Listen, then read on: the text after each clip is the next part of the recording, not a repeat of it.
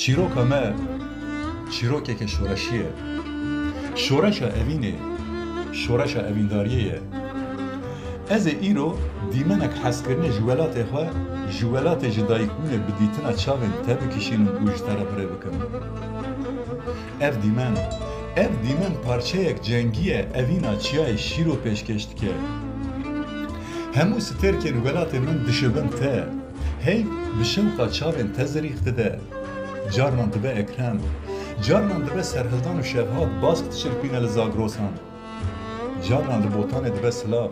جارنان لدیرکا همکو دبه دوزدار و جارنان جلینوالا سیخان و دبه جوانا هموجی امن یک امن تو دزانی ام جبو چه تید کشن و چه مبر بویره بده به اف جیان دناو لپن خطره ده چین نچاری هنه دوی جیان دانه چاوا کو ده هر تشتی ده غیزک زیوین هیا ده دل من ده جی زیوه که ندیتی هیا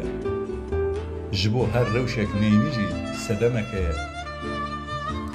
چه دکاره به حس کرنه بر با آلوزیه و ببه چه؟ از بکاسی خاچاقچی لسر پشت حسب باز بکاسی لجش تا حس دکم تو سترگولا دل من سورگولا چیای شیرو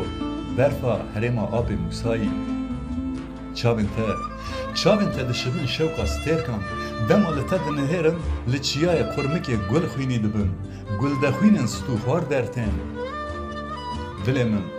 دل من مینا کوی سپی مازوانی شاری و شوان دکه